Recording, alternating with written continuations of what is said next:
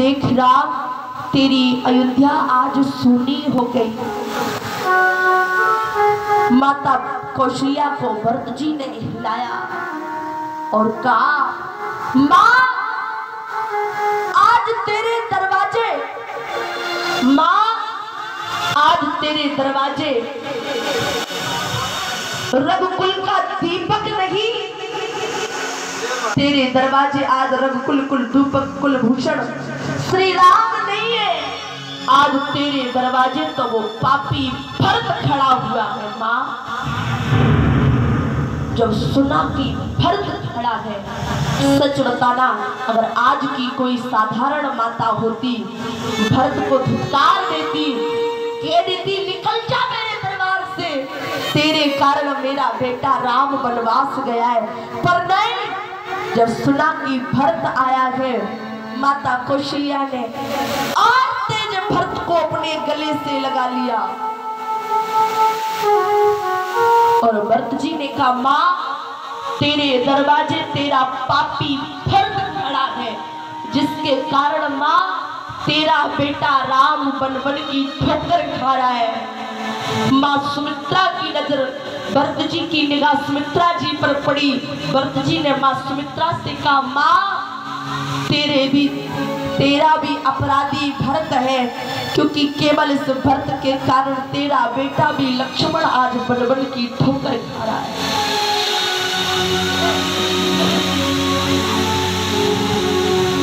कौशल्या जी थे, भरत जी ने कहा, माँ मेरा मन कर रहा है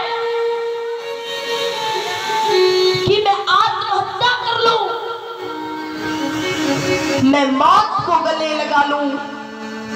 कौशल्या जी ने जवाब दिया कि भरत, अगर मरना है तो एक काम करो, तुम्हारे कंधे पर धनुष भी है, तरकस में बाण भी है, एक बाण निकालो और पहले इस कौशल्या के सीने में बाण को दो, उसके बाद तुम मर जाना, मैं तुम्हें नहीं रोकूंगी। क्या? क्योंकि भरत, जीना कठिन है और मरना सरल है। भरत जी ने कहा, माँ मैं तो एक ही बात कहता हूं। बोले क्या? बोले ब्रह्मा जी को कैकेयी जैसी स्त्रियों को जन्म नहीं देना चाहिए था। अरे माँ, अरे कैकेयी कहते जन्मी जग माता, कैकेयी कहते जन्मी जग माता, कैकेयी कहते जन्मी जग माता, जो जन्मी भाई काहे नवारा, जो जन्मी भाई काहे नवारा। भरत जी ने कहा, माँ वैसे तो कैकेयी जैसी स्त्रियों को जन्म नहीं देना था, अगर जन्म दिया तो फिर कैकेयी को बांझ रखना था, क्योंकि अगर कैकेयी बांझ रहती तो शायद कैकेयी की कोख से ये पापी भरत जन्म ना लेता। माँ तेरे मेरे कारण आज तेरी गोद सुनी हो गई। आज माता कौशल्या ने भरत के साथ वो किया जो दुनिया में कोई नहीं कर सकता। धन्य माँ कौशल्या, आज भरत जी को पकड़ा और माता कौशल्या ने क्या किया? बोले माँ तो भरत गोद बैठा, माँ तो भरत गोद बैठा, माता भरत, माता भरत गोद बैठा रे, आंसू पहुँचे बचन उचारे,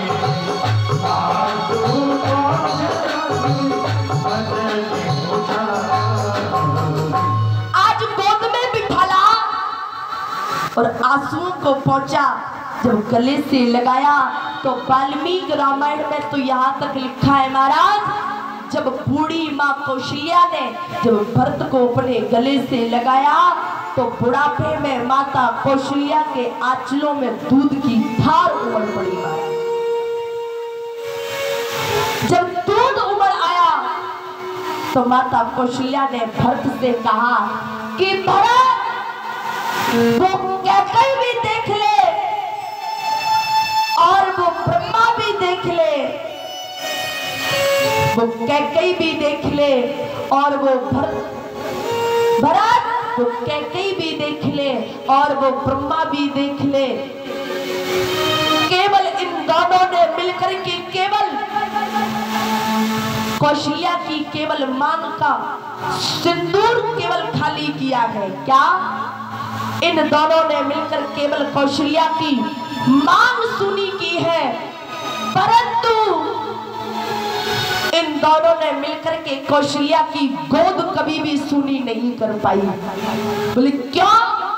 बोले देखो भरत, कौशल्या की गोद तो कल भी भरी हुई थी और कौशल्या की गोद तो आज भी भरी हुई है, बस फर्क इतना है पहले कौशल्या की गोद में राम खेला करता था और आज कौशल्या की गोद में भरत खेला करता है। कौशल्या की गोद तो कल भी भरी थी और कौशल्या की गोद तो आज भी भरी है। जब इतना कहा भरत जी झरझर आंसुओं से रोने लगे और कहा मां, जो कुछ भी कैकई ने किया, अगर कैकई की करतूती में अगर मेरा इतना भी साथ हो तो मां मुझे रौरव नरक में भी जगह ना मिले। माता कौशल्या भरत को गले से लगा करके समझा रही है। धन्य है आज भरत जी माता कौशल्या से बोले माँ, आज तक जो कुछ मैंने मांगा वो आपने मुझे दिया, क्या आज मैं कुछ मांगू?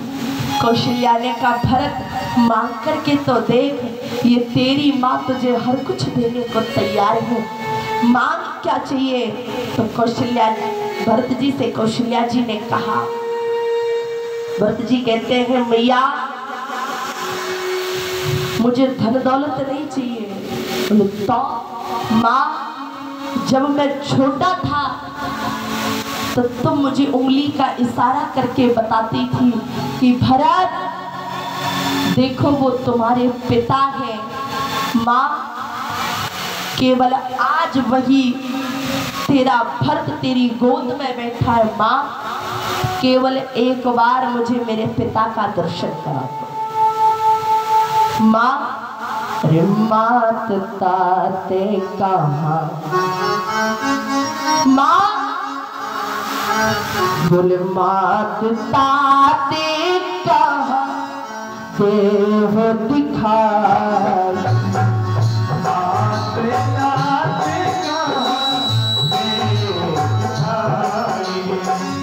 मात ताते कहाँ, माँ केवल एक बार पिताजी का दर्शन करा दो। मात ताते कहाँ, मात ताते कहाँ, मात ताते कहाँ देव दिखाई, काशी राम लखन दो भाई, काशी राम लखन दो भाई, काशी राम लखन दो भाई।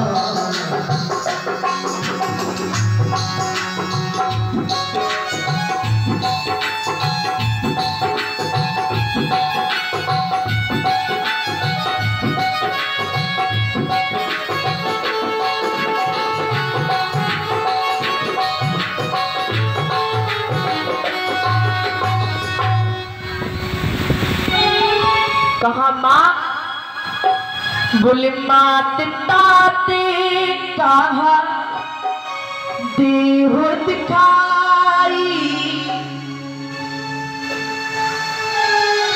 माँ केवल मुझे एक बार पिताजी का दर्शन करा दो। और माँ कहाँ सिए राम लखने तो हो भाई,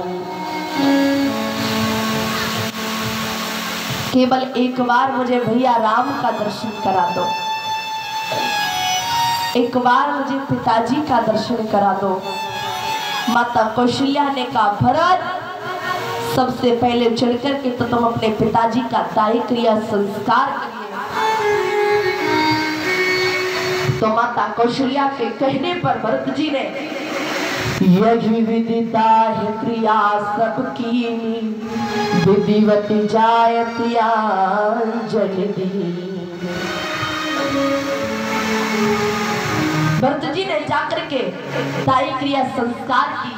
उसके बाद भैया सरयू जी में जाकर के त्रियांजलि को अर्पण किया। और आज जितने भी राजा महाराज जितने भी मंत्री हैं सभी लोग अयोध्या के सिंहासनों पर बैठे हैं, अपने अपने सिंहासन पर बैठे हैं। पर भैया भरत अयोध्या के राज्यसभा में जमीन पर बैठे हैं। और सभी लोग भरत जी को एक ही बात कह रहे हैं, भरत राज्य करो, भरत राज्य करो। पर भरत जी किसी को देख नहीं रहे, भरत जी केवल जमीन की ओर निहार रहे। इतने में वशिष्ठ जी खड़े हुए और वशिष्ठ जी भरत जी के कंधे पर हाथ रखते हैं और एक ही शब्द कहे। वशिष्ठ जी ने कहा भरत, और कहा क्या?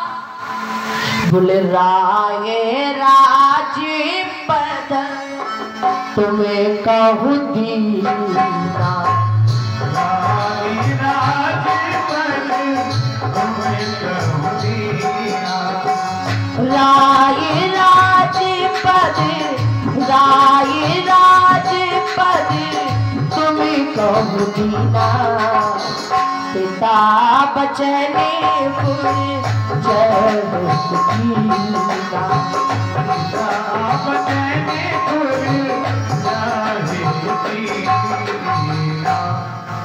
महाराज आज वशिष्ठ जी ने भरत जी से कहा बोले राय राजपद। वशिष्ठ जी ने भरत जी से कहा कि भरत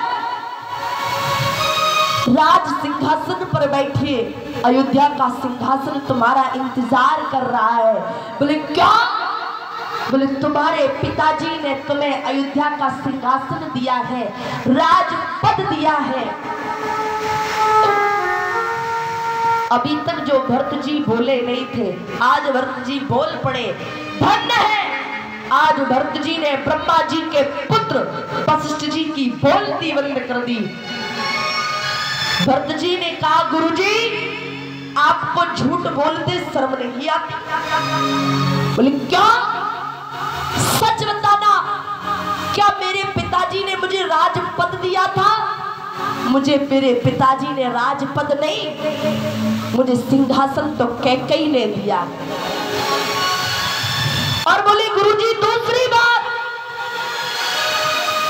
अगर पिताजी का मरण हुआ, भैया राम का वनवास हुआ,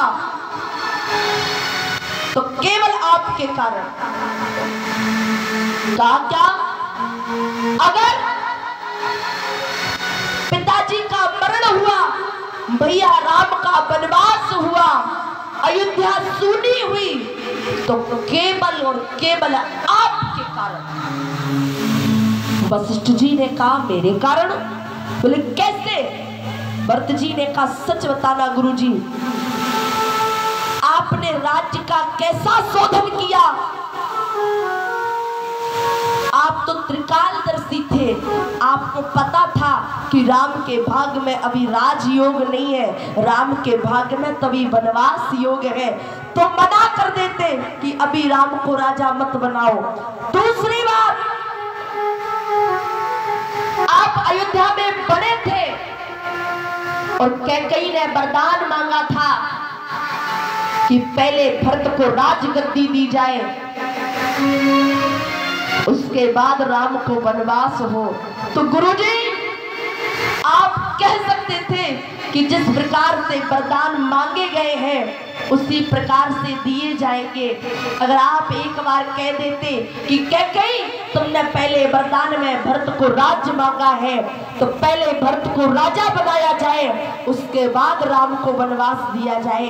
तो गुरुजी आप जानते थे कि अगर भरत राजा बन गया तो दुनिया में किसी की ताकत और सामर्थ्य नहीं है कि राम को 14 वर्षों के लिए वनवास भेज सके।